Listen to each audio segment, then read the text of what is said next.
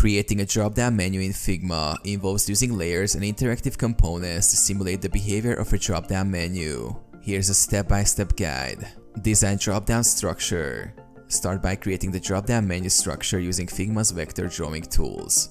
This typically involves designing the drop-down button and the drop-down list items. Group elements. Select all the elements that make up the drop-down menu, including the button and list items, and group them together using the group command. Create variant. Convert the grouped elements into a component by selecting Create Component from the right-click menu or using the Create Component button in the toolbar. This will allow you to create different states and interactions for the drop-down menu. Define interaction. With the drop-down menu component selected, open the Prototype tab in the right panel. Create an interaction by selecting the button as the trigger and specifying the drop-down list as the destination frame. Choose the appropriate interaction type and set the action to navigate to. Customize dropdown. Customize the appearance and behavior of the drop-down menu component by editing its variants and adding additional interactions as needed.